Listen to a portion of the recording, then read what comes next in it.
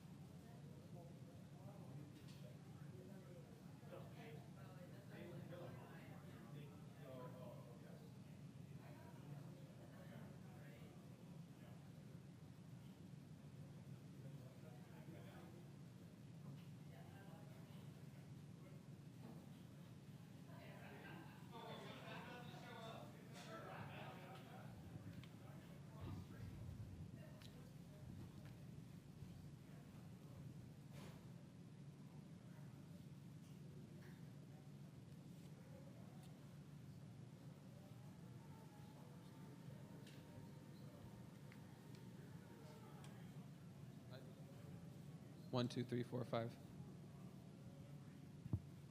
Check 1, 2. Who's next? Gonzaga? I'll take Gonzaga, West Virginia. Just hold on to these last two.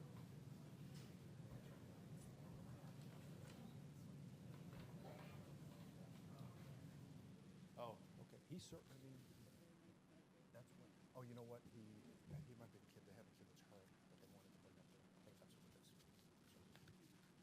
So, what's that?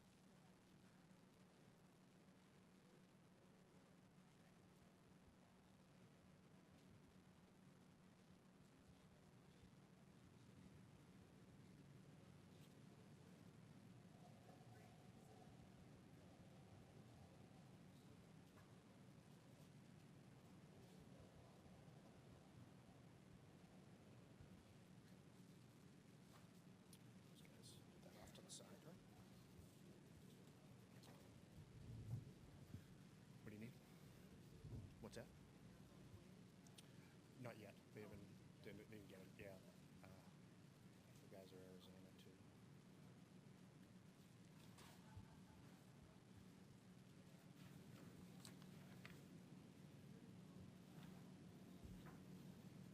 Get any waters back there for these guys?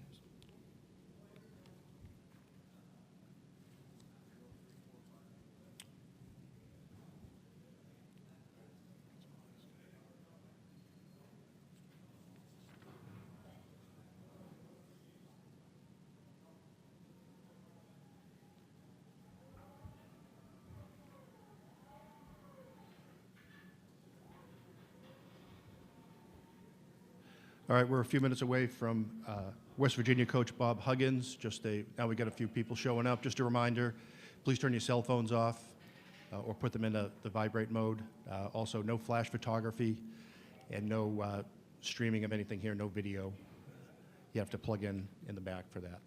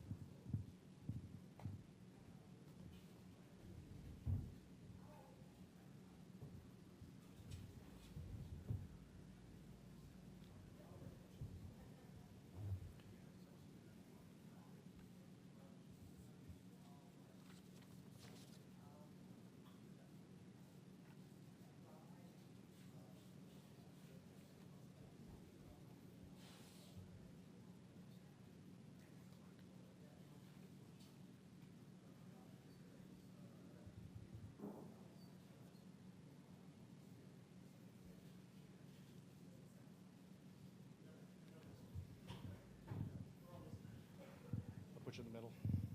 I'll put you in the middle. All right? I thought maybe it was they had VO or something. No. You can come next to me if you want. All right, well, welcome West Virginia head coach Bob Huggins, and we'll open it right up to questions. We have two mic holders in the back with the blue jackets on. Put your hands up, guys. And just anybody has a question, throw your hands up, and we'll bring a mic over to you.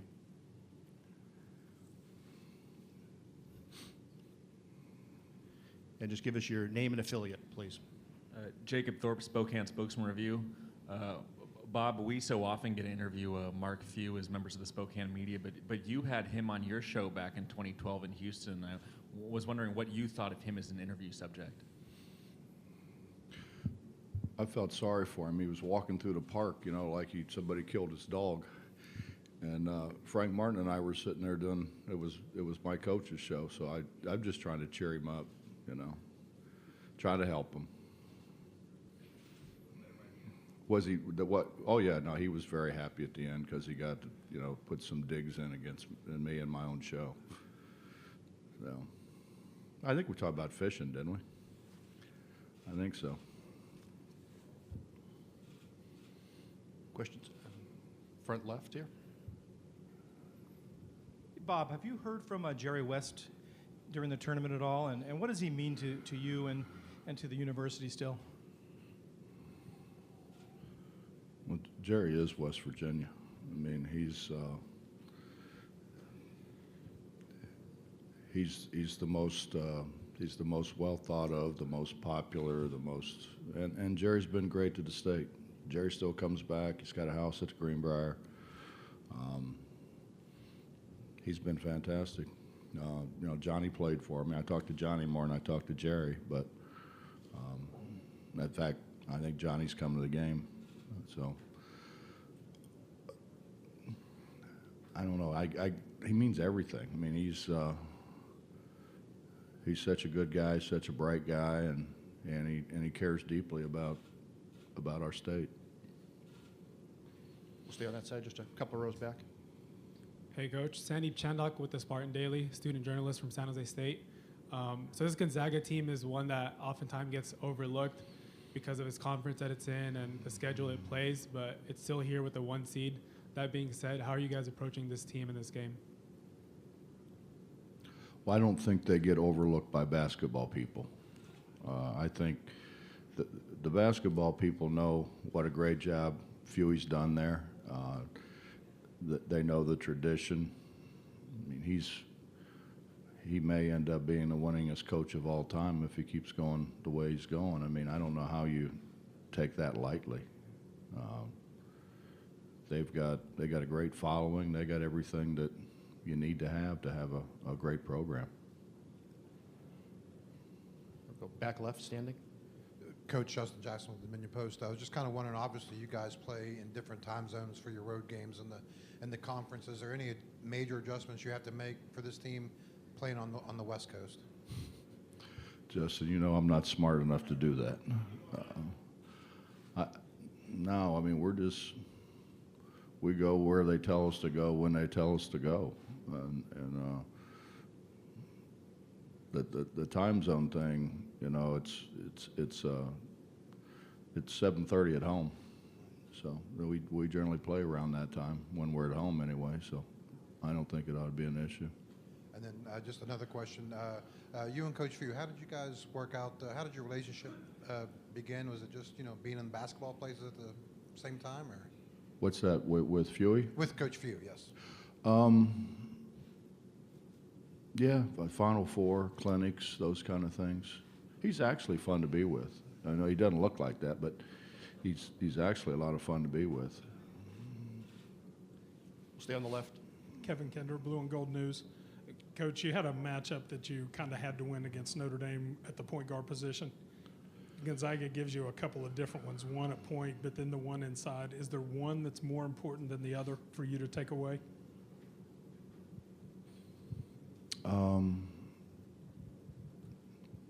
Well, yeah, I think the guards because of the way we play.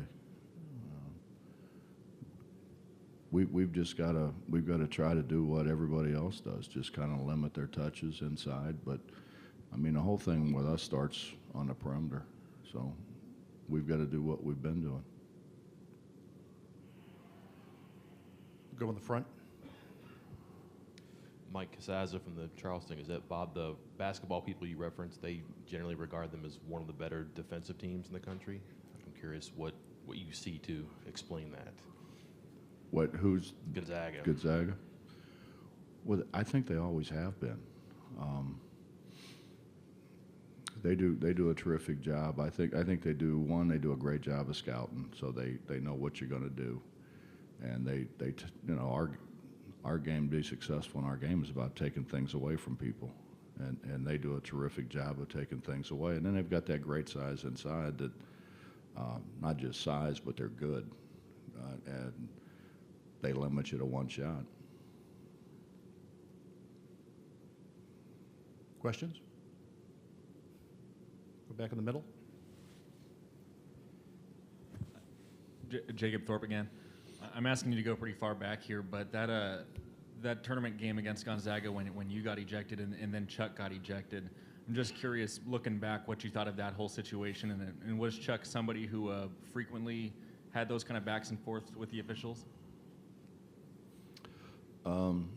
Chuck's father was an official, so for a long time, a lot of the guys that we had, his dad broke them in, you know, to officiating. So he had a great relationship with those guys because of his father. I don't know, go in and sit in one of those locker rooms for a half by yourself and see how you like it. I mean, they don't put a TV in there, nothing. I mean, our orthopedic surgeon was coming in and telling me, you know, what the score was, and then the NCAA people came in and said, you can't do that, because I was sending messages back out. I mean, people think I'm a hell of a lot smarter than what I really am. If I can do that, I couldn't possibly do that. But yeah, I mean, the biggest thing, and cell reception in there was awful, just horrible. You know, and I wanted to call my mother and apologize, you know, for getting thrown out and embarrassing her. And she said, I can't believe you lasted as long as you did, the way they were calling things. And I just saw Mike Kitts in Buffalo. He's a good guy. You know, he's a good guy. He just, and I wasn't even talking to him when I got thrown out. It was the other guy. But he threw me out. So. Any other questions? Go back up front, Mike. Kind of just piggybacking off of that, the last time you played Gonzaga in the tournament, made some changes in the years following too. Did that, I don't know, the way that season ended and then the 2 seasons that followed, I don't know, what did that time do as far as shaping, I don't know, your response and how you've gotten back to this stage? Well, they were better than us, but so was a lot of people. If you're talking about those 2 years, we weren't very good. They did a great job. I mean, if you remember that the year that you're talking about, if I'm on the same page as you are, everything went through KJ, and KJ had one heck of a year. I mean, when you're leading scorer, leading rebounder in the Big East, you're pretty good back then, and they did a great job of kind of taking him out of the game. But I mean, we really relied on KJ and Truck, and they did a great job taking both of those guys out of the game. Go on the left by the speaker. Bob, Ron Krochik from the San Francisco Chronicle. Gonzaga has obviously been very good for a long time, but it seems like they've taken a step forward this year. What, if anything, is different or even better about this year's Gonzaga team from your analysis? You know, honestly, I don't know how to answer that. I think they've been really good for a while. You know, you look back at the players that they've been able to attract there. I mean, they've had great players, and I think we all know great players makes coaching a whole lot easier. They got really good players again, and you know, I don't know, and Mark could answer that better than me. You know, how this team compares to those other teams, I don't have really any idea.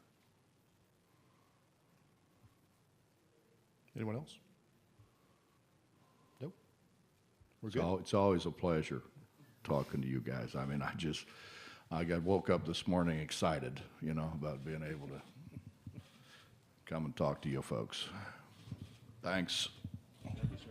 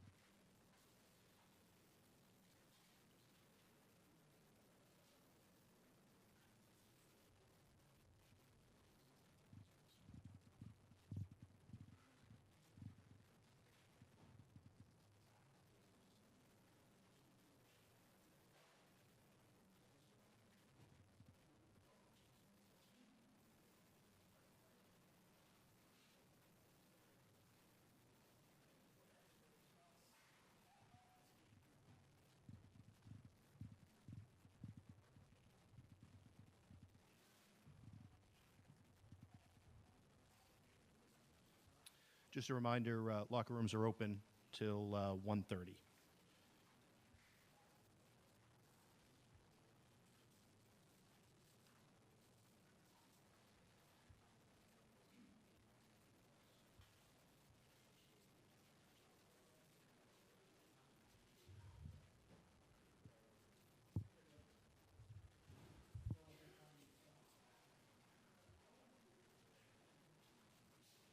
And after West Virginia players, we'll go back to Gonzaga players. It'll be Matthews, Williams, Goss, and Karnowski will be the three.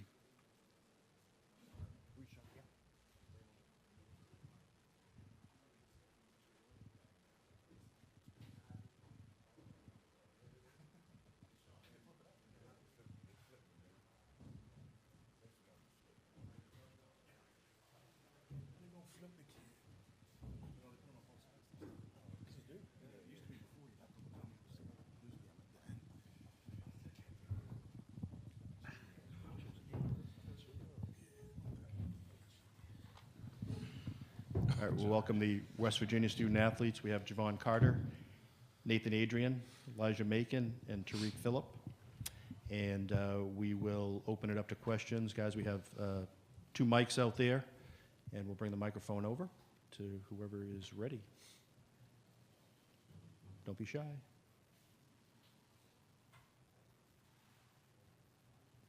Okay, back right.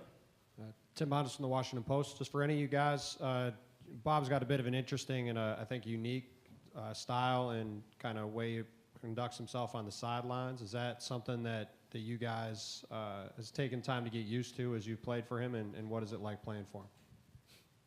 I think all of us kind of knew what we were getting into whenever we signed up for this, but, you know, I think that's kind of part of why we did. We enjoy playing for a coach like him, and it's what we look forward to every day. Go in the middle. Javon, your guys' press obviously puts a lot of pressure and responsibility on the other team's point guard. I'm just wondering what you've seen out of Nigel Williams-Goss. He's a good player, you know, good size, you know, he's poised, try to play at his own pace.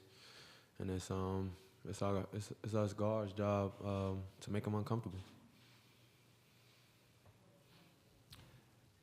In the back left.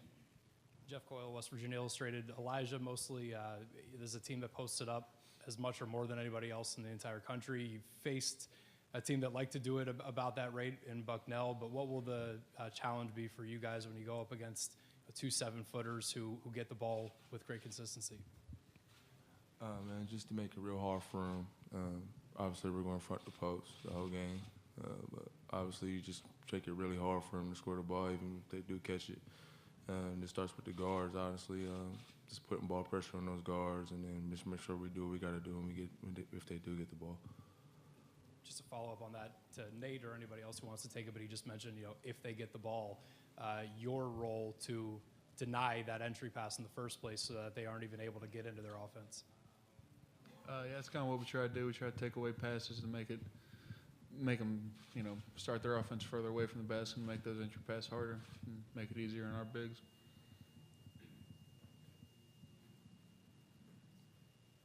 Hands, any questions?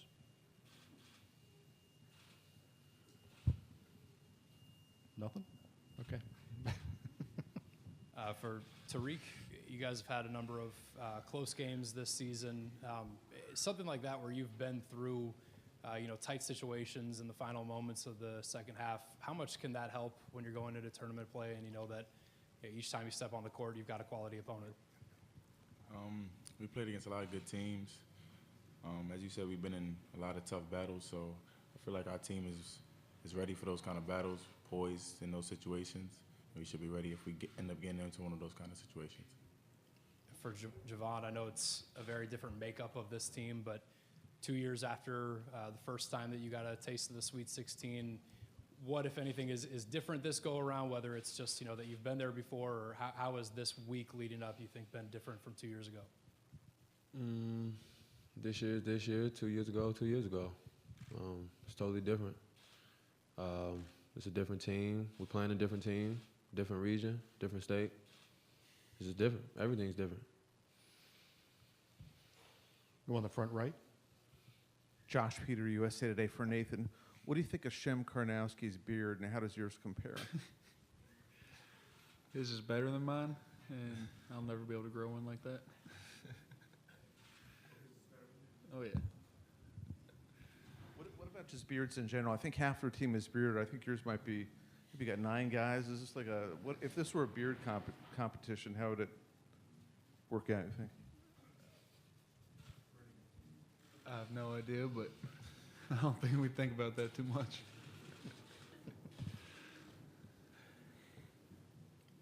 Anybody else? Go in the back. This could go to any of you. I think maybe starting with Nate would be good. But when you get into a situation like this, you're this deep in the tournament, and you've got a head coach like Bob Huggins who, you guys, he's been to a couple of Final Fours but never gotten that national championship. How much do you at this point, think of what it would mean to get him one, as much as you do, obviously, yourselves and the team? I mean, I think that's something that would seal his legacy as one of the greatest coaches of all time. But, we're trying to do it for ourselves, for him, for the state of West Virginia. We're trying to do it for a lot of things.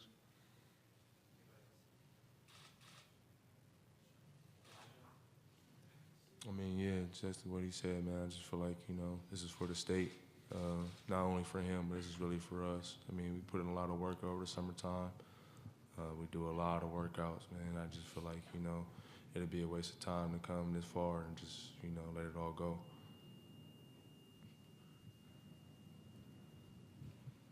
Oh, we'll go up front. Front left. Jim? For Javon, why is the press so effective this year? Has it gotten better in your time in your career there, and why? More experience. We've been doing it. This is our 3rd year at it.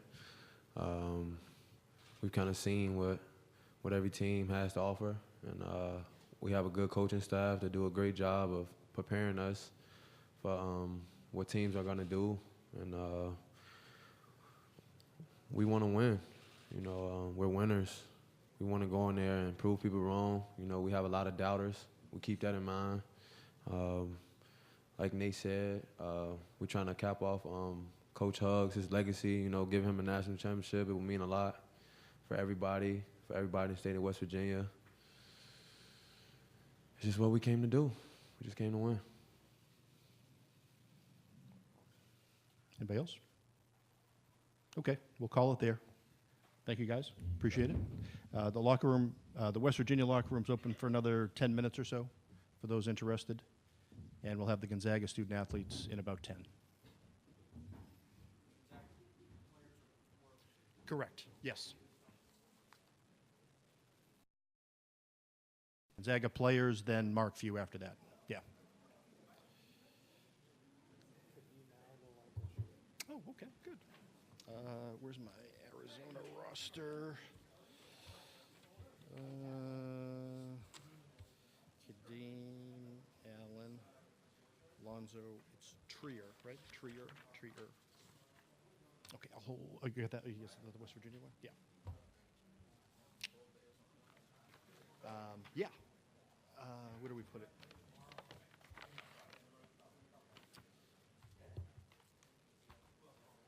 Gonzaga. I've got Gonzaga, right? Yes.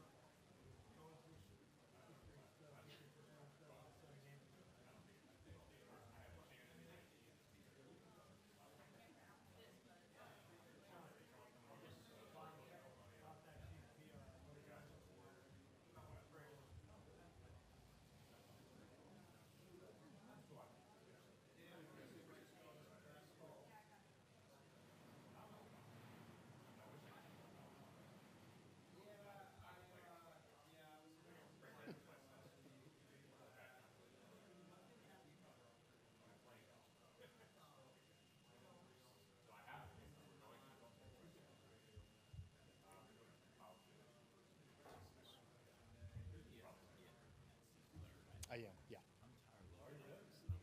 Oh, hi, yeah. We've been on emails together probably. Yes. Water polo, probably, yes.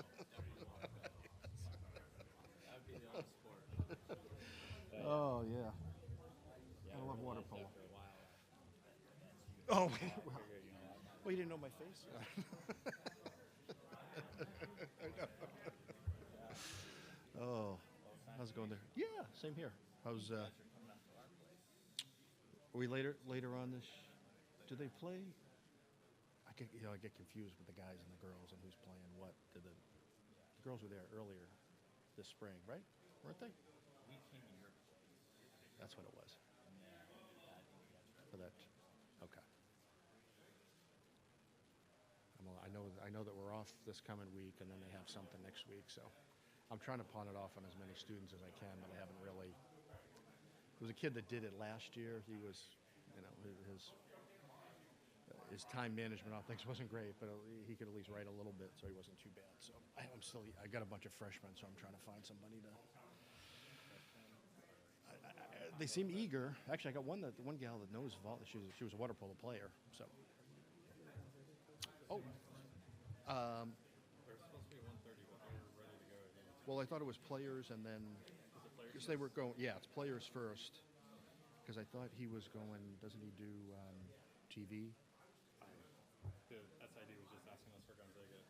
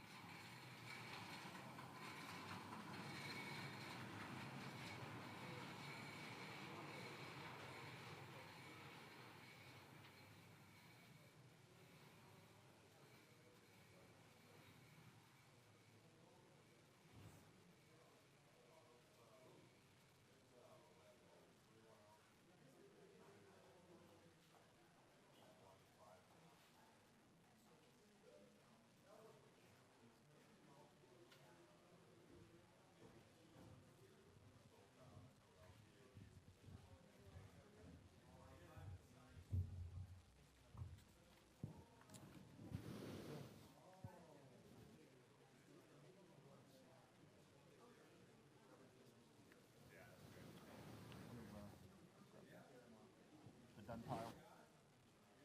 Or you want me to just leave it under? Maybe I'll just leave it under here for tomorrow. Yeah. I'll just get lost somewhere.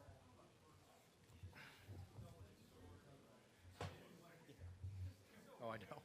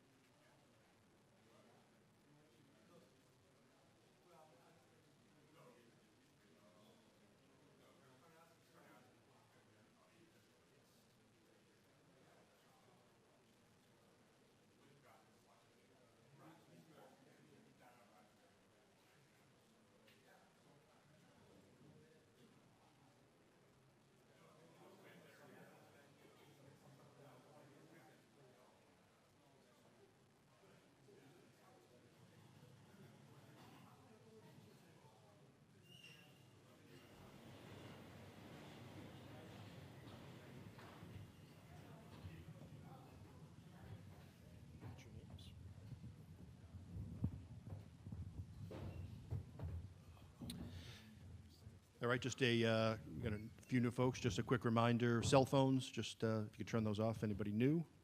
And we'll welcome the Gonzaga student athletes. We have Jordan Matthews, Nigel Williams-Goss, and Shimmer Karnowski to the dais, and we will open it up to questions. So we have mics in the back. Anybody put your hands up, and we'll bring a microphone over to you. Let's jump on the left side here, a couple rows back. Go to Jeff first. Yeah, Jeff Ferrado with the San Jose Mercury News. Nigel, can you talk about when Jordan arrived?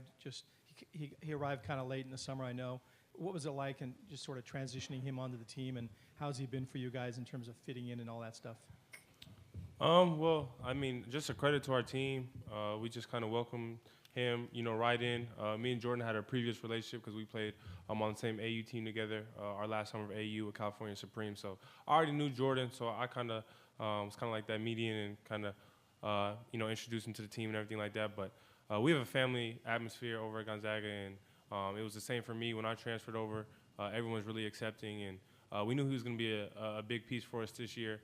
And it's just been great to have his maturity level, his leadership, and then obviously, all the things he brings on the floor. So he's just been a great addition for us, and the transition was really easy, and just a credit to the team for welcoming him and myself with open arms. Stay right there. Josh Dubois with Associated Press. For Jordan and Nigel, you guys both played in Pac-12 and now WCC. Do you think the way that this tournament's gone with the success of some of the Pac-12 teams and you guys, that West Coast basketball is getting maybe a little more respect? Yeah, I mean, there are 4 teams from the West Coast in the round of 16, 3 Pac-12 schools and us. I don't think it's ever been a lack of respect thing. It's just, the time difference. Our games are a little bit later. Just the way the tournament goes. I mean, it could have easily been the other way around, and all 4 of us would have lost. But because we're here, I think we're in the spotlight now, and we have to make the most of it. Oh, yeah, I mean, similar to what he said, I just think obviously the West Coast has been playing really well this year, and, making the most of our opportunity, and just hopefully we can keep it going.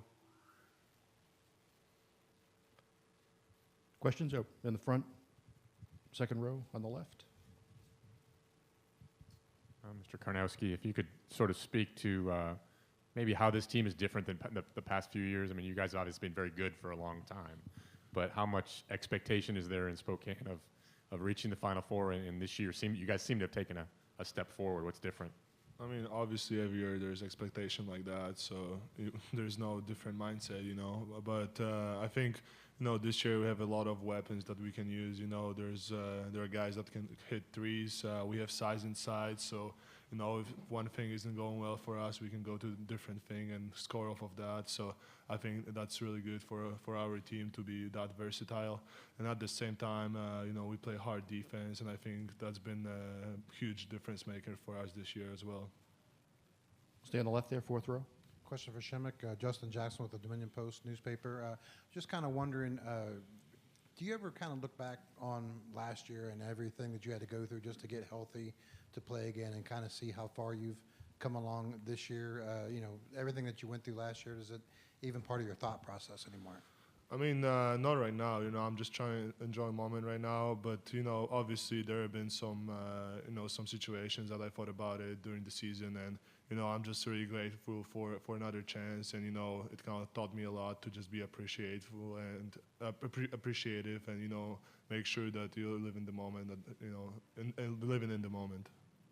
How difficult was that to go through that? I understand you could barely walk or couldn't get out of bed in the morning. What was, on a daily basis? I mean, first of all, just being limited with basketball, but, second of all, I was just limited with daily activities, like you said, just walking, preparing my own food, getting out of bed, stuff like that. So it was tough for me because I've always been kind of close to sport. My dad has been basketball coach since I can remember, so I was always around the gym, and, just not being able to do that stuff, it was sad for me, but at the same time, I had a great support system with my coaches, my parents, all my teammates. They were there for me whenever I needed them, and it was huge for me just to just to be there in that position. My position wasn't the best, but they were always there for me. Let's go second row there. Hit those guys again. Jordan, after spending 3 years in the Bay Area at Cal, now you're back here for arguably the biggest games of your life. What's this like for you? It's a lot of fun. Lately, basketball's taken a different tune for me. It's always been highly competitive and highly stressful. But my parents told me you need to soak this in and enjoy it. And being around these guys has been the best time of my life. And coming to Gonzaga, it was the best decision I think I've ever made. It was difficult at first, but to be in this position, playing against a great team in West Virginia with an opportunity to move on, is just something I'll take forward and enjoy tomorrow and moving forward. Josh? And Nigel, have you guys seen anything similar to West Virginia's press this year, and how do you go about attacking it? Well, I think, no one is exactly like West Virginia. I mean, they lead the nation in forced turnovers, so you can't really simulate or duplicate, what they try to do defensively. But all year long, we've given credit to our coaches for getting us prepared and dialed in the game plans. And I feel like tomorrow's the same thing. I feel like the last couple of days in practice, they've come up with some really good ideas and schemes of how we're going to attack the press. And I feel like it's just our job to go out there and execute it. It's not going to be any surprise of what they're going to do, so it's not like we're going to be, like I said, surprised that, about the pressure or anything like that. We just have to execute our game plan. We know it's not going to be the prettiest game, probably turn the ball over some, but really try to limit our live ball turnovers. We feel like, even if we turn the ball over and it goes out of bounds or something, we can set our defense. We have a lot of confidence in that. So just trying to be strong, trying to be physical, and execute our coach's game plan. We feel like we'll be all right. Go on the right, Dan. Hey, Nigel, Dan Walken from USA Today. Just curious, did Findlay Prep change sort of the recruiting dynamics on the West Coast? Obviously, I know you spent time there, and just curious because there had never really been anything like that sort of in the West, and I was just curious if you'd noticed any sort of change in how the West Coast is recruited. I don't know if it's changed the recruiting landscape, but it was the first major prep school on the West Coast. Before Findlay, it was kind of Oak Hill, Montrose Christian, schools out east. So I think it was a big outlet for us kids on the West to have an opportunity to go to a prep school, like I said, like an Oak Hill, but not having to travel so far. So I definitely think it was a great thing that they started, and I think now you've seen more prep schools develop here on the West Coast. So I think it was just really good for prep school players to have an opportunity to play at that level here on the West Coast. And obviously, with the record of producing high-level Division I players, it kind of works out for everyone. Go on the front up here on the left. Jordan Runkrutchik from the San Francisco Chronicle. How are you different, if at all, as a player with Gonzaga than you were at Cal? I think my role is, in a weird way, expanded at Gonzaga because I've learned some things at Gonzaga I didn't really want to accept at first, but they really helped playing on 2 feet, different kinds of passes to get the ball in the post, and playing with other great players. Not that I didn't play with great players at Cal, has just forced you to step up your game. Our red shirts and our red squad, we have some really good players on there, so going up against them every day, it just adds facets to your game that you haven't had. And it makes you better because you're making mistakes every day, and it's hard every day. So I think I've added some dimensions to my game this year that I didn't have last year. Rebound.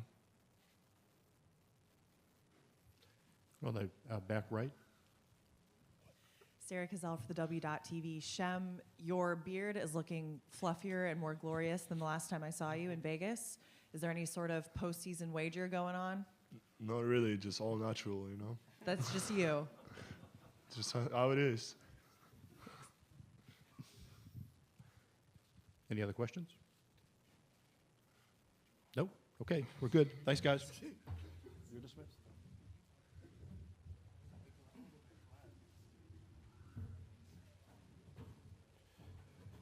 Just a reminder, Gonzaga locker room is open until 2, and we'll have Coach Few in a few moments. Thanks. This is Gonzaga. This is Gonzaga. Okay. I'm gonna grab get Xavier in the hole.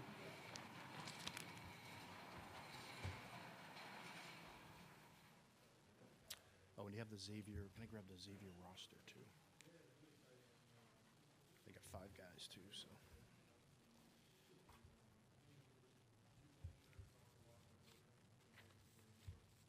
Thanks.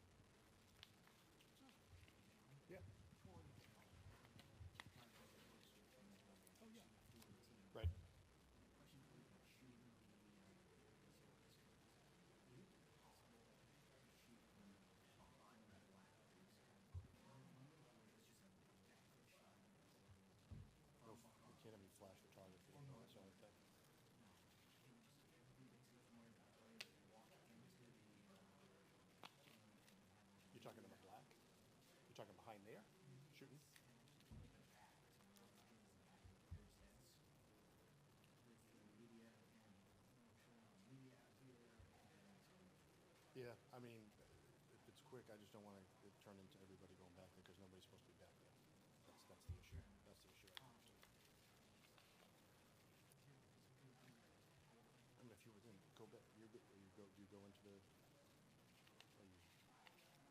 If you're the team photographer, go walk in with Barry.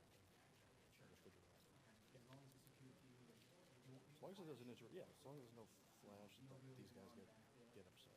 So.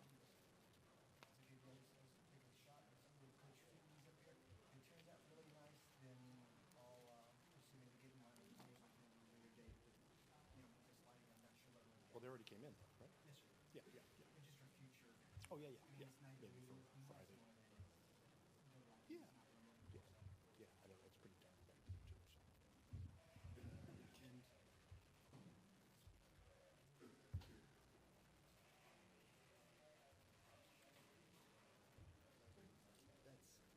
I know it's pretty dark back there, too. So. Oh, gotcha. Yeah.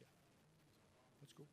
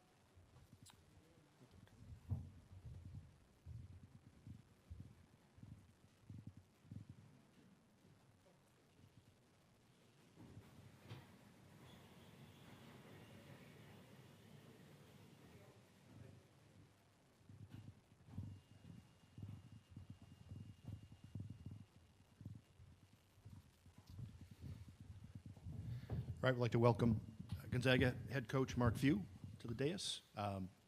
Just a quick note, cell phones, if you can just turn those off if you just walked in. And we'll have Coach give us an opening statement, then we'll open it up to questions to the floor. Well, it's an awesome feeling and accomplishment for our team to be in their third Sweet 16 and get another whole week together. The guys are excited.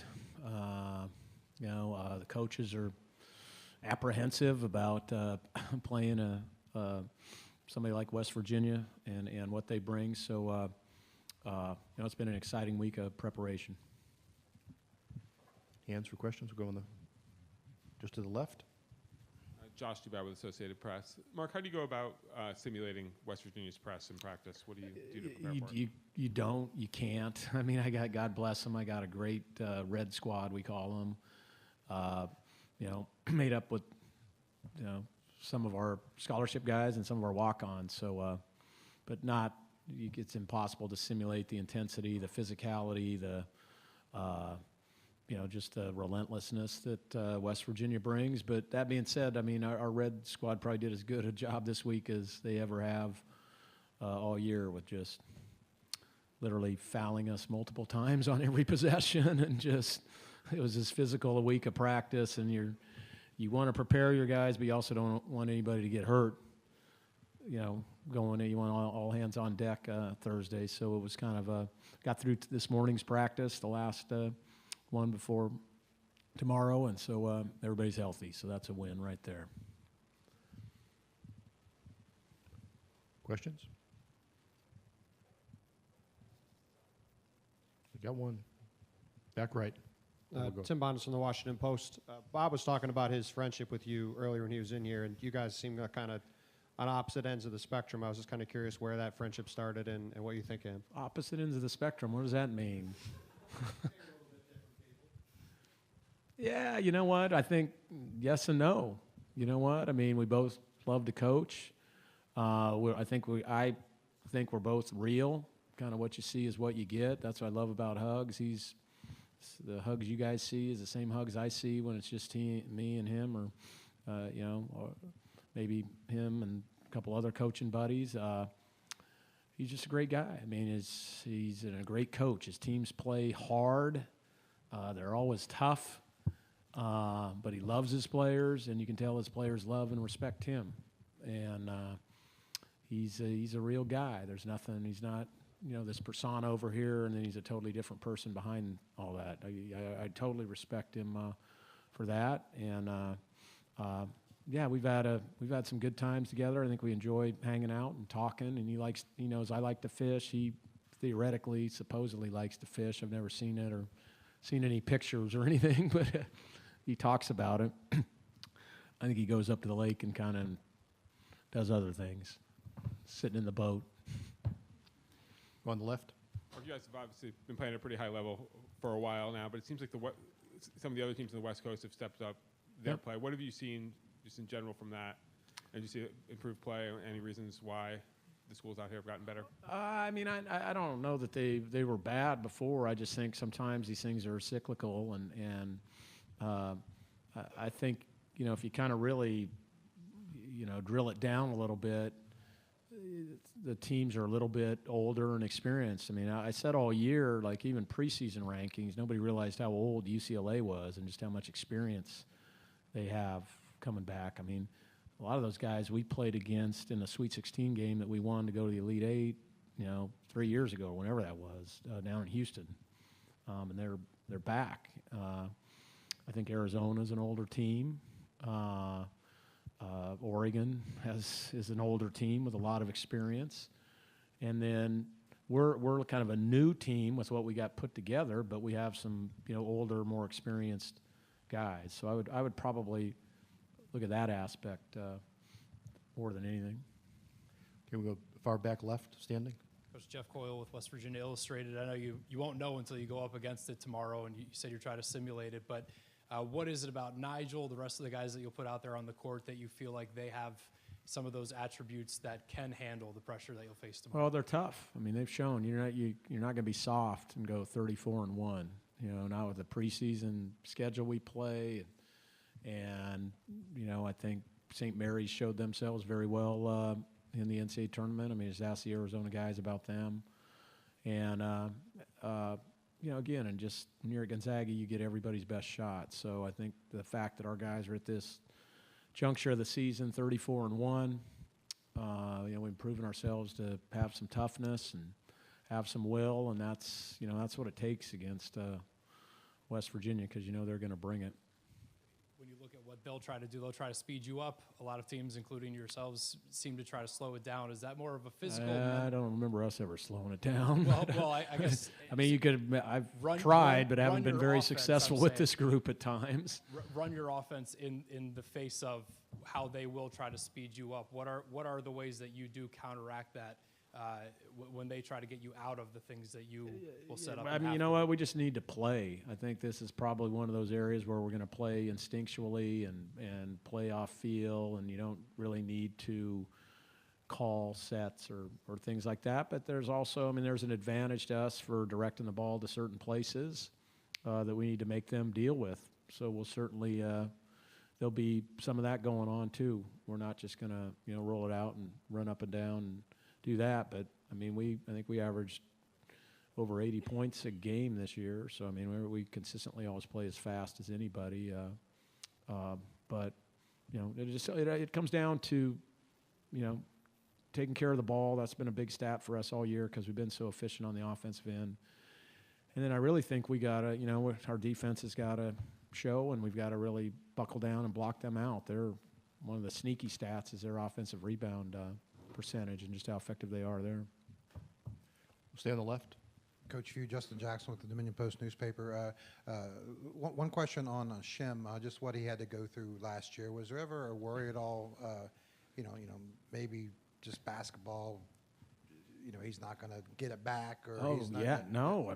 That was my thought probably till, I don't know, June maybe, was when he finally started turning the corner for basketball-wise.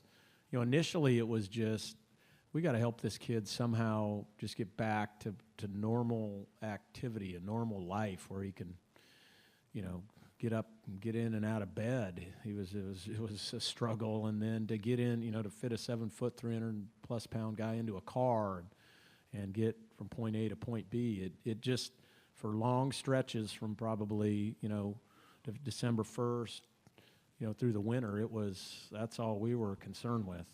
And I think it's a miracle that he's here playing it. It really truly is. And I think all of us were hoping just for that, first of all, and then now we're just kind of playing with house money, so to speak. And it's just so rewarding and moving to just see him functioning on the floor. And he's actually probably moving better than he ever has, which is a real credit to him, his docs, our training staff, everybody. Another question with you and Coach Huggins. It seems like both of you guys are very avid fishermen, and I'm just kind of wondering. He talks about it a lot. I mean, I have witnesses. My wife can show you my calendar, pictures. I don't get any of that from him. I think he sits in the boat a lot. I'm just not sure what. I think we all know what's going on, but anyway, go ahead. Fishing, is it another way to kind of get away from things? So, what does it, mean for ball coaches? Oh, I mean, it's a way, no offense, to get away from all of this and just to be alone or to be, some of the places I'm blessed to go fishing are the most beautiful places in the entire world when you're there.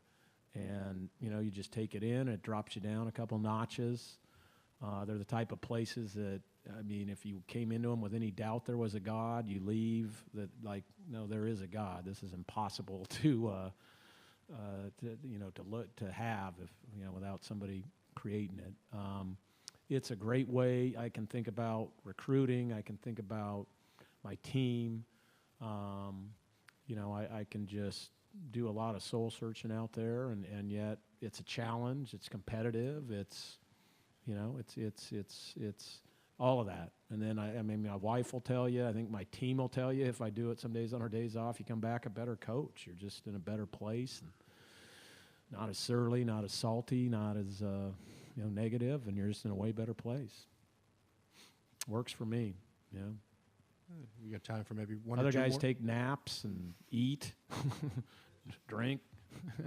I fish. We good? Anybody else? No? All right. Thanks, Coach. Yep.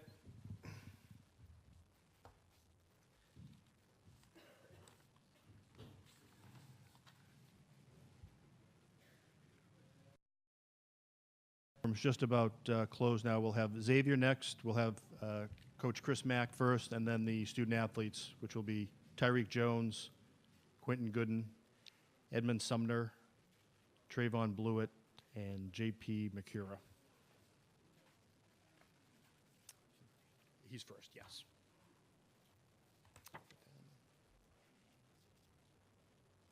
Yeah, there's not supposed to be any video in here. They're supposed to plug in back there. So if anybody's, that's a quick picture, I guess, is one thing. But it's supposed to plug into the box. 'Cause it's live.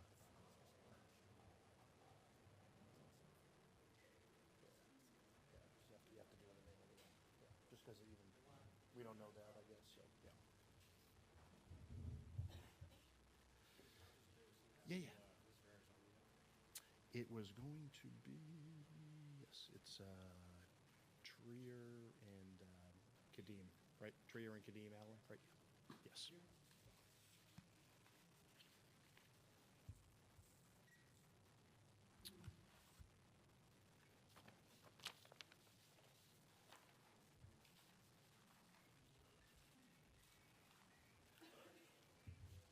Hey, Susan, can I grab Arizona? That's going to come next. Oh.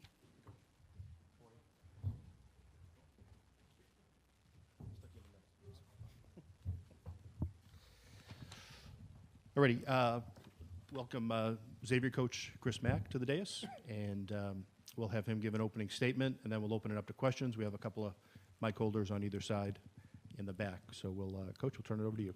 Sure. Team's excited to be here. I'm proud of the effort our team has played with here over the last couple of weeks. Hasn't necessarily been easy. You know, we've dealt with injuries, we dealt with a lot of adversity, but I give a lot of credit to the kids in our locker room, the guys in our locker room, for believing in each other and continuing to fight and persevere. So we understand what's at stake, and we play a program we have a lot of respect for. Obviously, there's a lot of familiarity that I'm sure you're going to talk about, but you know, it really comes down to the players on both sides don't have that familiarity and their ability to sort of step up in the moment, and we're excited for Thursday. We'll go right in the front row. Hey, Chris. Last week you talked about how fortunate you felt to be staying on the East Coast and the Eastern time zone for that first weekend. Coming out here, what are the biggest challenges of coming to the West Coast, and how have you been able to deal with that since you got into town? Yeah, I think adrenaline takes over. You know, the biggest challenge is Arizona, and that's it. You know, it's not the time change. You know, the flight's over with, the game's late, which we're fine with. I mean, we've had an awful lot of time to prepare, just as Arizona has. The biggest challenge is their team, and being able to defend them and being able to figure out a way to manufacture baskets against them, period. Go on the left against the wall. Coach, you just talked about the challenges, but what are the challenges of facing someone you know so well in Sean Miller? I mean, I think that story was a story that played well the first time around. You know, I think, you know, it's great seeing him and his family and vice versa, but, you know, my players don't care about Sean, just as Sean's players don't care about me. And it is about our teams, and they've had a great season. He's done great things at Arizona since he's been there. And, you know, we want to take advantage of the opportunity. You know, our guys have earned the right to be here in San Jose to play for an opportunity to get to the Elite Eight. And that's really what we're focused on. So, you know, it's each of us have a few calls from each other's playbook. But other than that, you know, players are going to have to execute and figure out a way to get the job done tomorrow night. Go back in the front. Chris, whenever an 11 seed gets this far in the tournament, phrases like bracket buster, Cinderella get thrown around. I'm well aware that you aren't concerned about outside labels, but do you think your team has exhibited Cinderella-like qualities in a basketball sense in defying some of the odds to get to this point? I think it depends on whose expectations you're trying to fulfill. You know, if you're trying to fulfill maybe the outside world's expectations, sure, you know, we could be thrown in that box. But, you know, I'm more worried about the expectations within our own locker room. And if those are in check and if those are the priorities, then I don't feel like we feel like we're an underdog. You know, you're only an underdog if you feel like you're the lesser team. And, you know, I don't feel that way about our guys, and I don't think they feel that way about each other. Now, having said that, we recognize how good Arizona is and has been for the entire year. And so it's a huge challenge, but every time you go a step of the way in this tournament, every challenge becomes tougher. Questions? Hands? Let's go back on the left. Coach, I was reading somewhere this morning that you guys keep a jar of ashes in your locker room. If so, what exactly is that? Well, I mean, I think it's been well documented that we had a tough February. You know, we lost Edmond at St. John's. We lost Trayvon for a stretch of games. And we played some really good teams, and, you know, we lost 6 in a row. So I think it was after the 5th loss, you know, we decided to, you know, have a calendar made for each one of our players and talk about February, the challenging teams that we played, the results that happened, and really wanted our players to focus on turning the page. And even after that losing streak, by every bracketologist known to man, we were still a part of the NCAA tournament. However, Selection Sunday was a couple weeks from then. So we had to figure out a way to be able to turn the page and know that as low as maybe we feel, as bad as we feel, there's a lot of good things that can happen if we have the right mindset. And so we decided to have our players sort of burn those calendars. You know, we did it in a big aluminum trash can in the locker room. We made sure the fire chiefs were out of the building. And then we bought an urn. Our GA, Alan Payne, went over to Walmart and, well, he tried to buy an urn. The only one that was available had, like, you know, frogs and roses on it, so didn't think that was very appropriate. So we bought a clear jar, called it an urn. I've never seen one, so at least up close and personal, so I couldn't tell the difference whether it was an urn or not. Put the ashes in there as a symbolic gesture that February's gone. Let's concentrate and move forward in March. Real quick, Coach, how often do you look at that? Well, it's ever present. It's always on the scores table when we practice. It's always in the locker room when our guys come off the floor. We take it everywhere we go, so they're sort of forced to. Just as a reminder that good things and special things can happen as we look forward and not worry about what happened in the past. Front row again. Chris, against Maryland and Florida State, you were able to, in the interior, kind of go right at those teams. Does the fact that Markkanen can step out and shoot from range make it a little bit harder to attack the interior, or maybe easy in some cases? I don't think it's easier to attack any of the teams in the tournament, but that's who we've always been. We wanted to be a team. We've always wanted to be a team that plays inside out first. We want to get the ball into the lane, whether it's through post-ups, through drives, through offensive rebounding, through plays. The team, I think, that gets the ball in there the most often gets to the foul line and can also generate better looks from the outside. And it's taken our team a little bit longer, especially with the loss of Edmond, who has put so much pressure on the defense and got into the lane. But I've always been a big believer of that. And part of that is because that's what Sean and Skip taught me when I was assistants for them. And so we really haven't tried to veer. And I think our guys have done a terrific job in the postseason with that in mind on the offensive end. Third row on the left. Chris, Jim Wozarski at the Enquirer. Hey, Good to Jim. see you again. I know that there is a game, and the point is to survive in advance. But what does yet another Sweet 16 mean for you for this program? I guess that it has been this many times since 2008, 6 times, and Right. now you're, I think, 4th, right? Yeah, I mean, I don't take it for granted, and we don't take it for granted because we know how difficult it is to win, let alone one NCAA tournament game. To be able to get to the second weekend is especially meaningful. But, the eye of the needle gets smaller, and the teams are trying to get in to get to a Final Four. You're going to run against great programs, great coaches, experienced players, talented players. But that's not going to lessen our desire and our want for the game. I mean, we're here to win.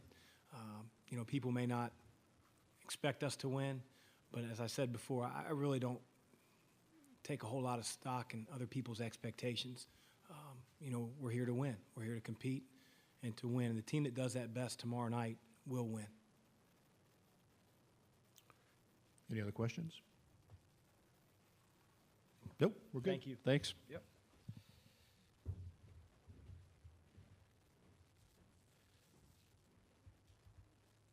Just a reminder, Xavier locker room's open for another 20 minutes or so.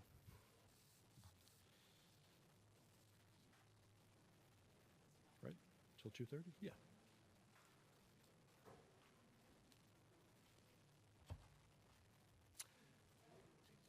Let me go. I guess it doesn't matter when I.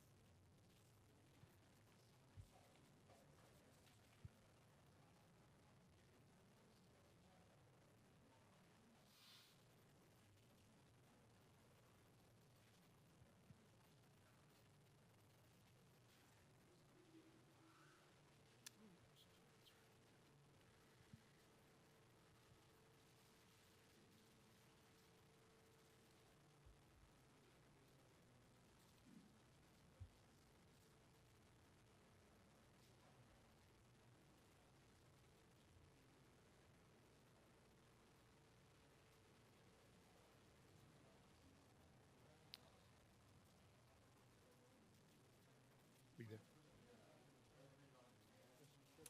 Oh, he's the one that's hurt? Yes, okay.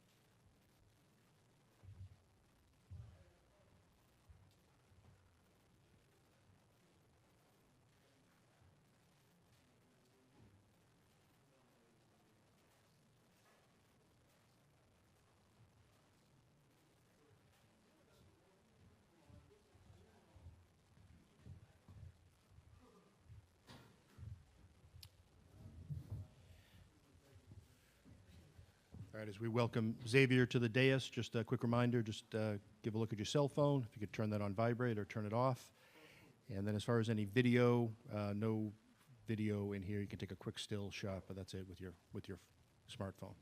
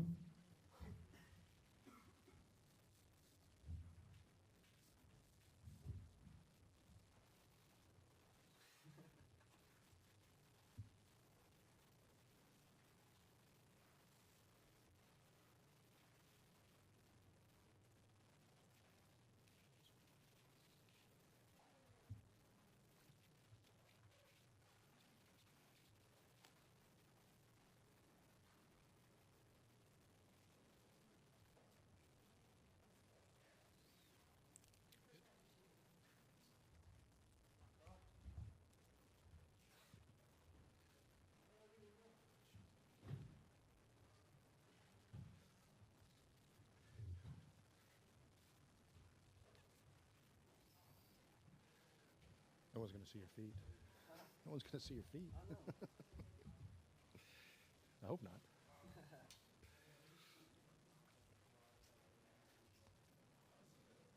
All right, here we go.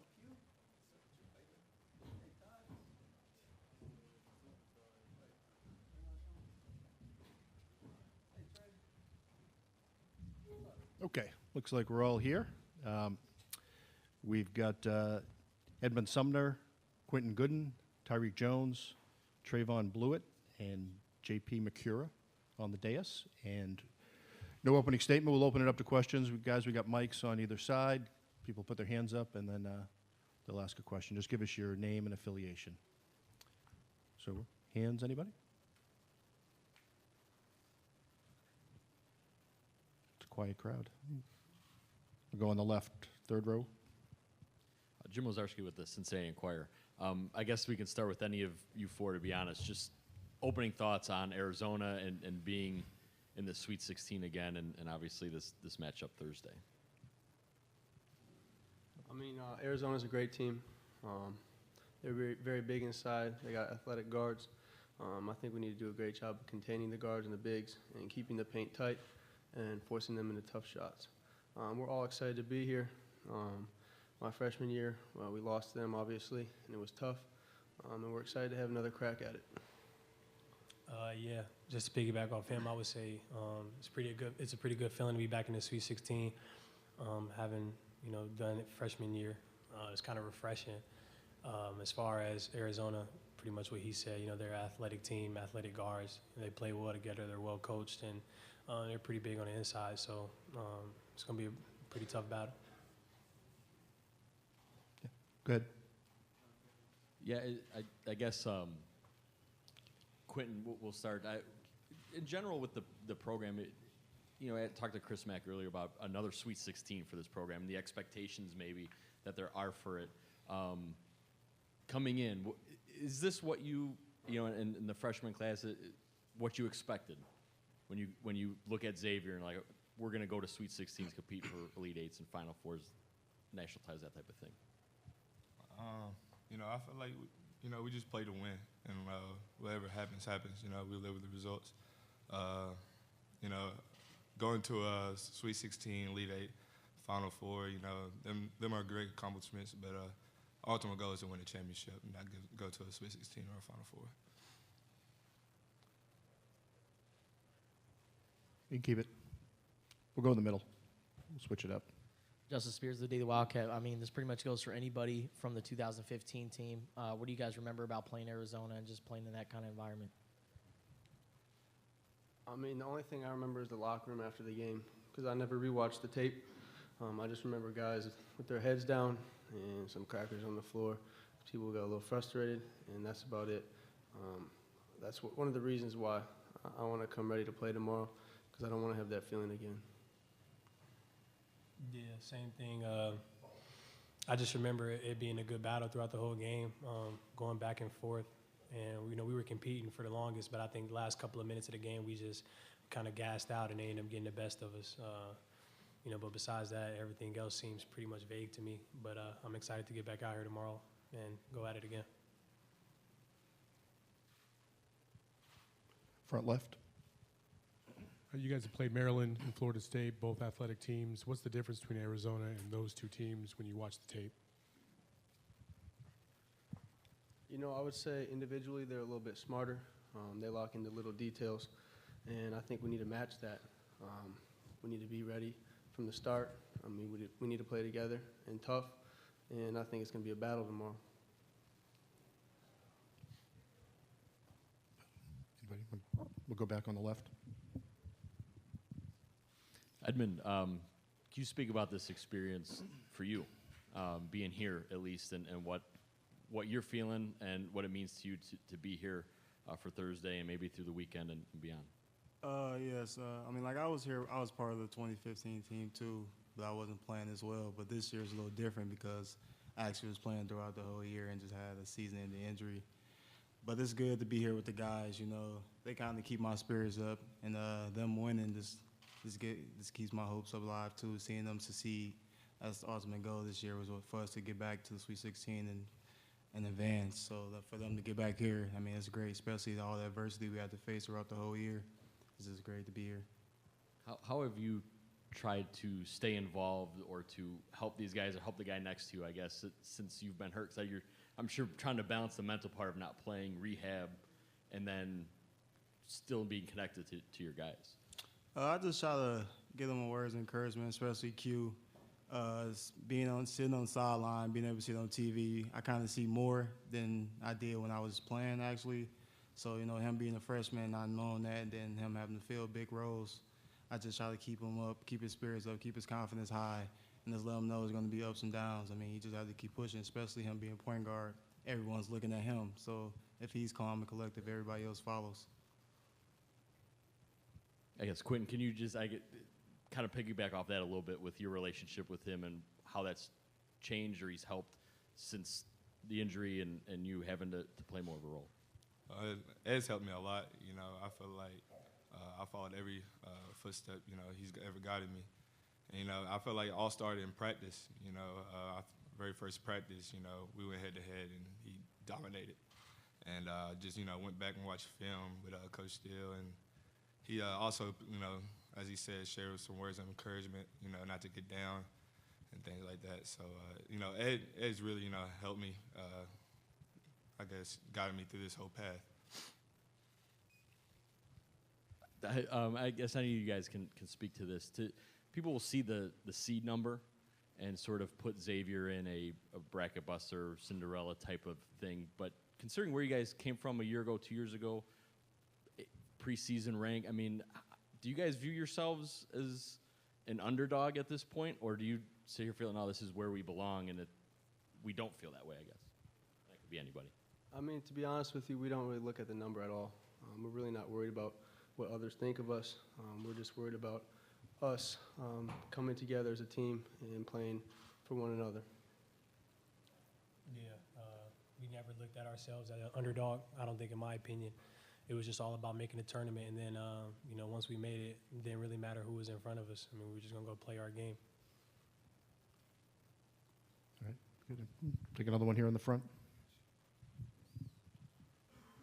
Tyreek, Chris Mack said that you guys are a team that likes to play from the inside out.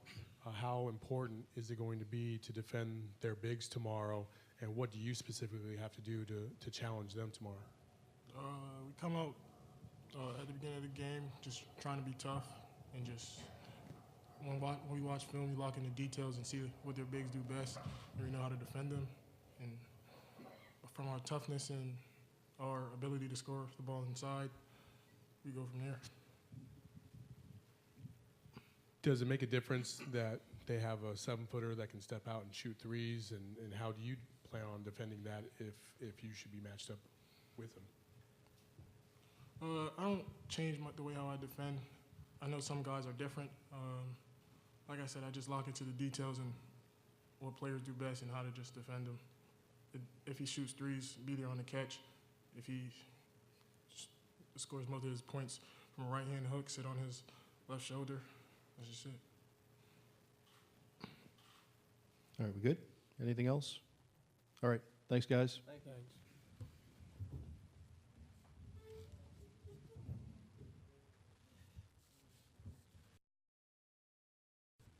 So we have the Xavier locker rooms open for another few minutes. And then next up at 2:30, we'll have the Arizona student athletes, followed by Coach Miller.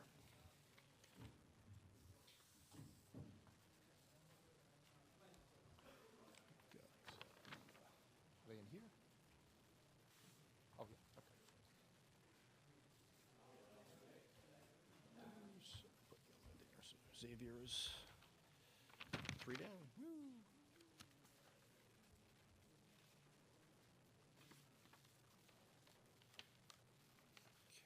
Okay, do you have my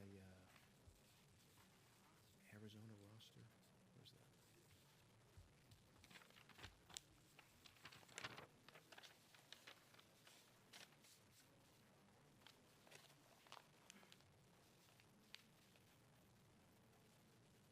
Is that it? Maybe? Put it somewhere else, or?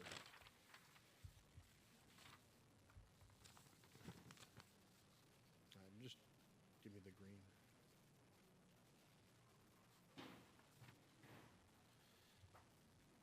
But it did have the pronunciation, that's what I'm looking for.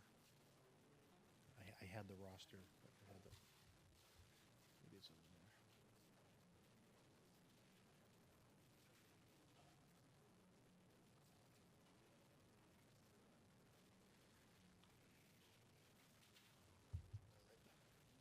Maybe I put it on the wrong thing.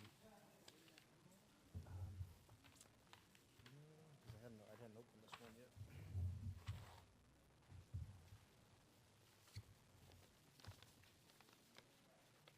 Xavier.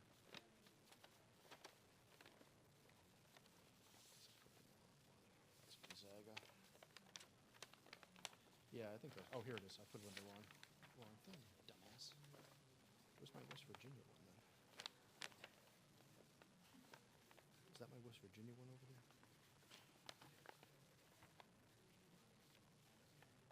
Is that what? Yes, that's why. I mixed them up.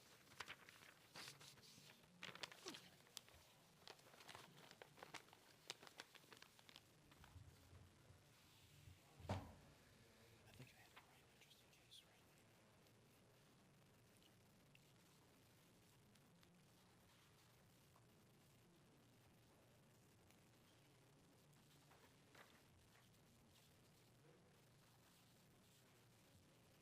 Yeah, probably. I'd say they're in the next one. Yeah.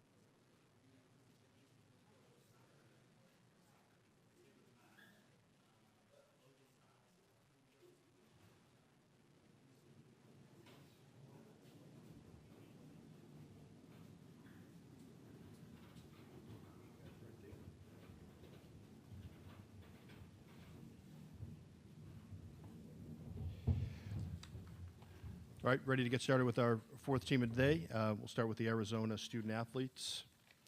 We have Kadeem Allen and Alonzo Trier. And guys, we've got a couple of guys with mics out there. We'll have everybody put up hands. Just give us your name and affiliation for a question, and we're ready to get started. Who's going to be first? Go up front here, Ed. And then we'll get either. No. Ed Granier, Review Journal. Alonzo, can you take me through, as you're sitting, how confident, one, you'd be back, and two, but just the mental state of having to show up every day, having to be there mentally every day, not knowing when it's going to end, and kind of how you grew from that, and what it kind of helped make you in terms of going forward just with your life? It's an interesting question. I obviously it made me mature a lot. It's a situation that nobody's really used to going through, and it's kind of different. But I think it allowed me to just try to find ways to engage in the game and engage with my teammates and be locked in even though I wasn't playing. And then having hope that, eventually I would be able to get out there and play the game that I love and be a part of the game with my teammates. And then when I get that opportunity, that I would be ready because I was engaged with my teammates. So I think that's the best way I can answer that question. Stay right there on the left. Craig Fouie, ABC in Phoenix. Can you guys talk about Savage Life and what that means to you guys individually? I know you've talked about it a million times already, but now you're on a different stage. I'm not in it, so I have no comments on what it means or anything like that. Yeah, I really can't talk on it. I don't really know. Just a term one of our players came up with, and we just roll with it. Yes. Ed, you want to go again? It's a great answer. To go into, was there a time maybe late at night or you're sleeping whatever thinking, this isn't happening? Like, I'm not getting back. I mean, did you have to go through tough times like that? Yeah, I mean, there's a lot of times where, it gets to you, and it's more when you're kind of by yourself and you're in your room and you're sitting there and, you don't know when things are going to take a good turn for you. You're frustrated, you're sad, and, you can get emotional. But, I prayed, and I'm very thankful to God that I had the opportunity to play again, and then things have worked out to lead me to where I'm at right now. So, yeah, very blessed, I would say. Go on the left against the wall. For both of you guys, have you guys noticed how any changes in Lowry as the year has gone on in terms of him, kind of opening it up more and kind of getting more comfortable with being part of the program and his personality kind of showing itself a little more? Well, he opened up a lot more when he first came here, and he had to get comfortable to everyone and adapt to us, and but as the year went on and everything went how it went well for him and for our team, he just became himself. He's a great kid and one of the best kids I've ever been around, and funny guy. So, but his roommate maybe could tell you a lot more about him. So. Yeah, Lowry has grown and he's adapted, and to the culture here, and he's learned like every freshman does when they go through over the course of a season in college basketball. So as you would expect, his game has expanded. He's added things that have brought new elements to our team and have helped us. So we're very grateful to have somebody like him on our basketball team. Stay right there. I heard he has a pretty good Borat impression too. Is that true as his roommate?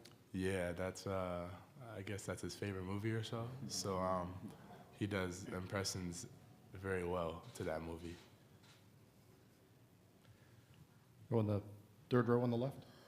Kadeem, can you talk about a little bit of the struggles last week against St. Mary's and now what the focus is now moving forward to tomorrow night?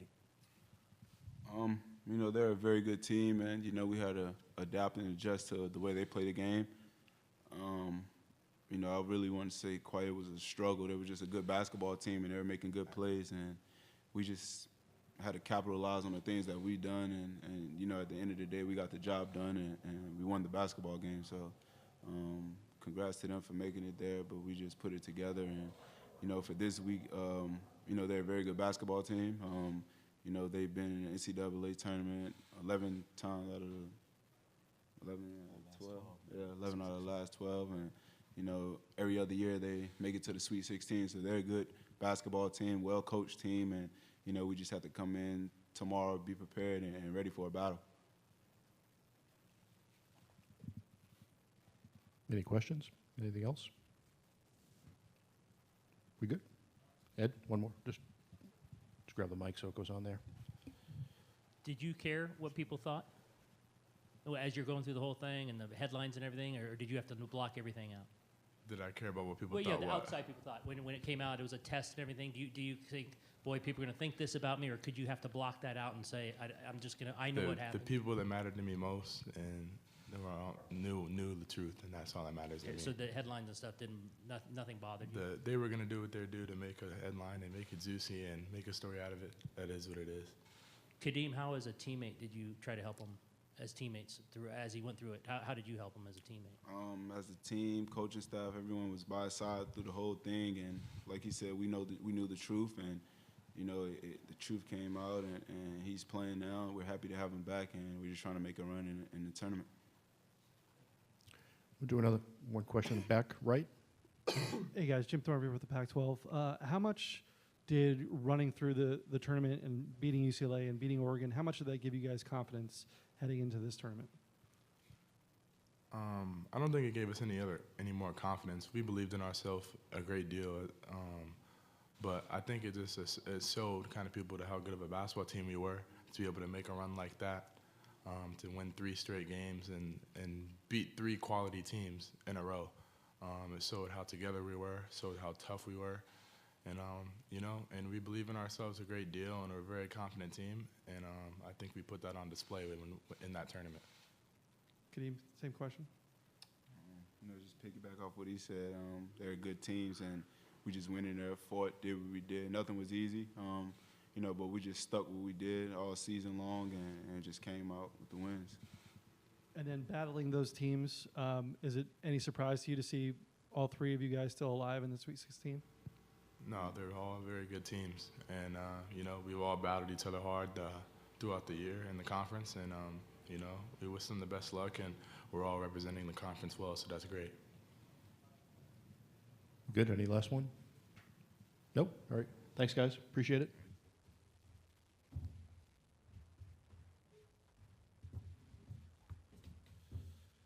Just a reminder, the Arizona locker room is currently open, and we'll have Coach Miller in a few minutes.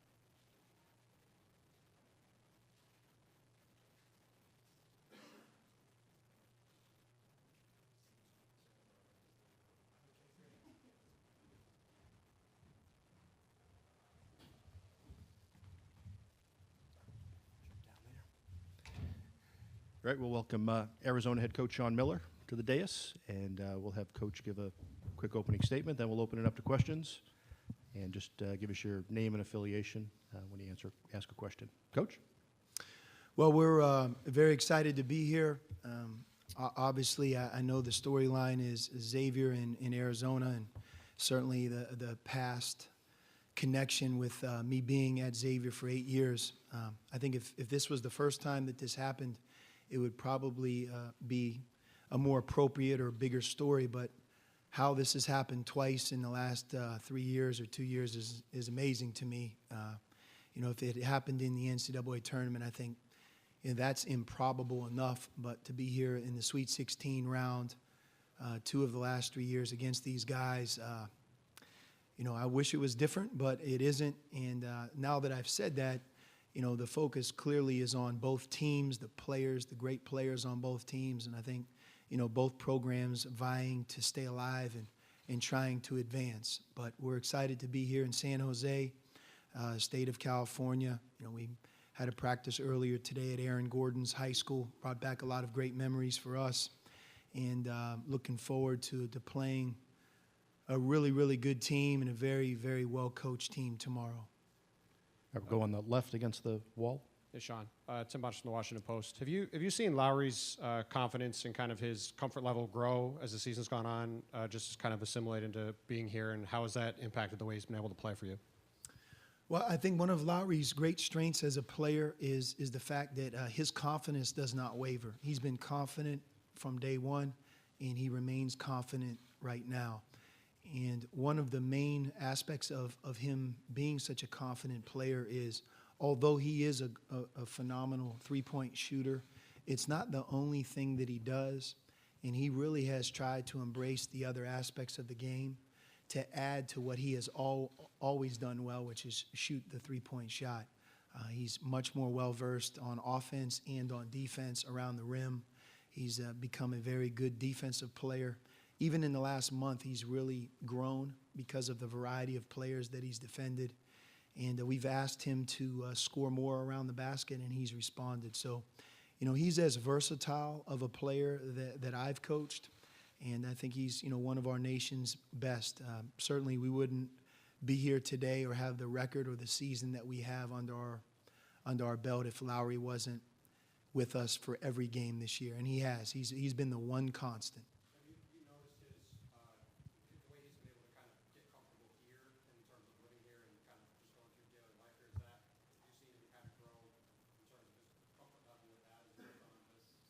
No, he has. That's not easy. English isn't his first language. But, Lowry's father, Pekka, played at Kansas, so he played college basketball. He lived in the United States. So Lowry came here, I think, through his father really understanding what it was about. And he came here with a clear purpose to develop and gain a lot of great characteristics that you can gain by playing in the NCAA and college basketball, in addition to FIBA, which he has a lot of experience in. Lowry, just so you know, is also an incredible student. I mean, in the time that he's been with us, he might have 1B. I mean, he's equally adept in the classroom as he is on the court, and he's a great teammate and a great kid. His future is incredibly bright. On the left, fourth row. Yeah, hey, Sean, Dan Wolken from USA Today. Curious, your impression of West Coast players from the time you got to Arizona to now in recruiting, has it changed at all? And, I know you guys recruit nationally, you recruit internationally, but do you think that the Pac-12 resurgence is related at all to an uptick in talent? No, I mean, East Coast, West Coast, it's hard to stereotype. There's some really skilled players in the East or Midwest that are, not physical and soft. There are some incredibly physical, tough-minded, non-skilled players in the West. I give you those two because if you stereotype, West Coast is usually the softer and everybody else is tougher. But we're in San Jose. Aaron Gordon, he didn't lack for toughness or physicality in the way he played. But I think the Pac-12 does not get enough credit for the amazing amount of talent that has gone through, not just 20 years ago, but let's take a look at this year's NBA All-Star game. I think you had four players from the Pac-12 that were playing in this year's NBA All-Star game.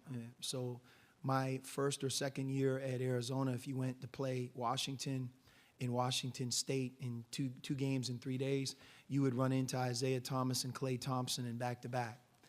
You head over to UCLA, you got Russell Westbrook.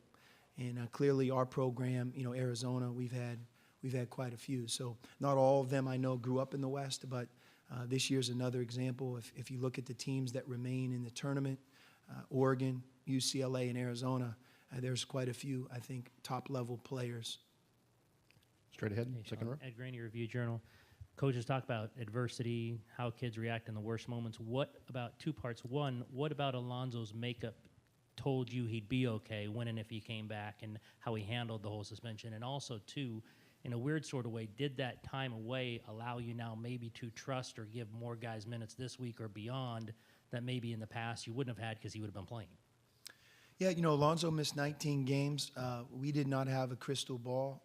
There was no guarantee that he was going to come back in 12, 20, ever.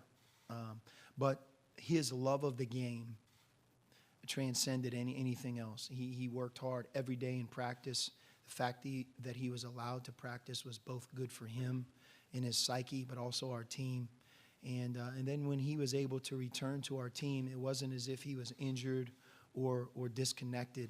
The only thing that he wasn't able to do at that point is play in the games. But if you miss 19 games and everybody else has played roughly 19, you don't just flip a switch and say, here I am.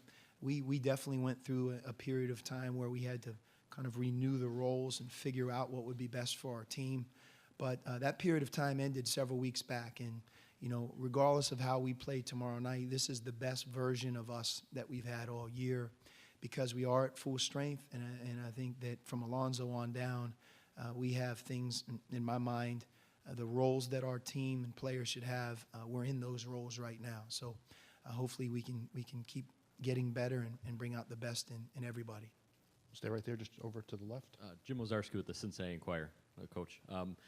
Off your opening statement, what have you, I imagine you're more than just a partial observer of Xavier basketball. I mean, what have you seen Chris do through the years and maybe even this year? You mentioned adversity. I know he's had injuries and a suspension, no Miles Davis, and that type of thing. I guess, how have you watched him in general and then this year specifically? Well, of course, I watch Xavier every chance that I can. A big fan. Love that place. I see Joe and Byron out there in the crowd. The friendships that my family and I have, we still have today. I don't get back to that area very often, only because it's not easy too, being that we now live in Arizona. But first of all, Chris Mack has led Xavier to 4 Sweet 16s in the last 8 years. There aren't many coaches that can say that. And, our players, and I'm sure you got this when you talk to them, they know that Xavier has been to 11 of the last 12 NCAA tournaments. They know that a year ago, Xavier was the number 2 seed. That right now, they're closer to being in like 3 or 4 Sweet 16s in a row than they are any other way. What they just did, they dismantled their bracket.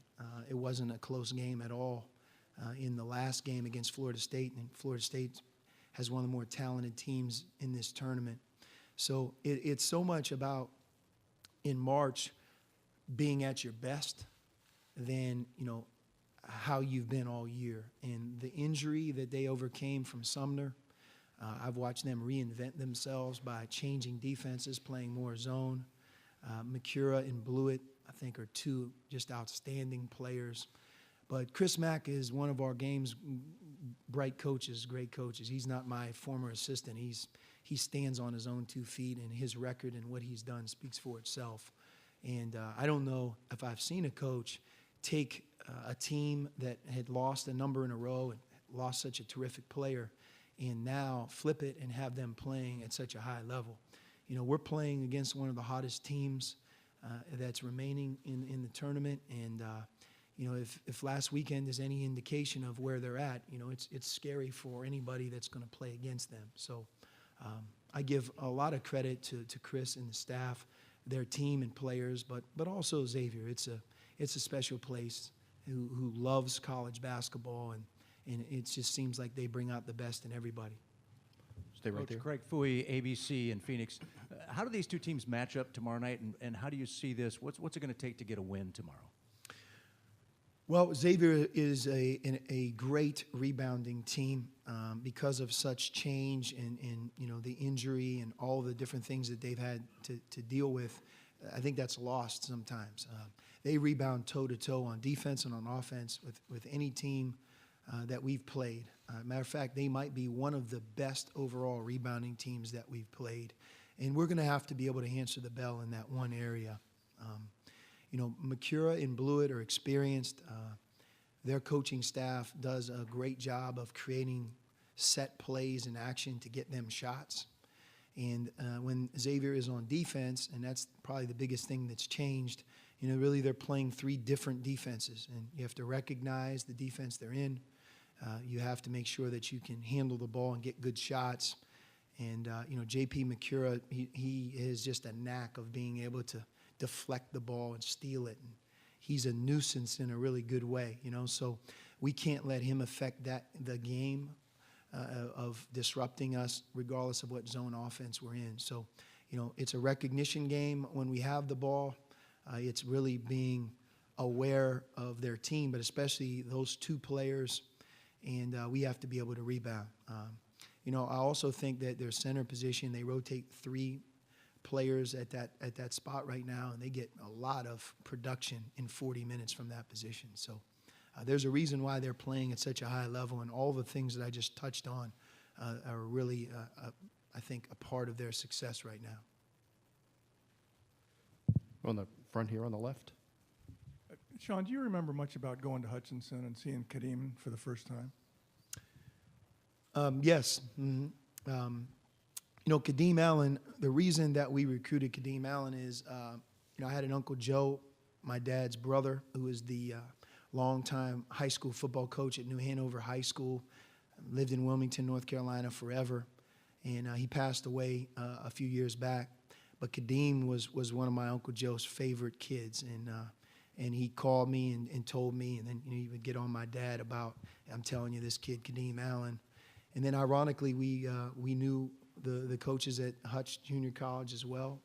So I think between those two relationships, it allowed us to get in the door. But, I always came back to that knowing where he was from, knowing his family, knowing how far he had come, and the great things that people, like my uncle and the people in Wilmington, the people at Hutch, they always described him as a great kid and a winner, and somebody that was, against all odds for a period of time and has really risen. And, man, I tell you what, there isn't anybody that I've ever been around that has come further than Kadeem. And right now, he's just such a great leader, and he's our team's heart and soul.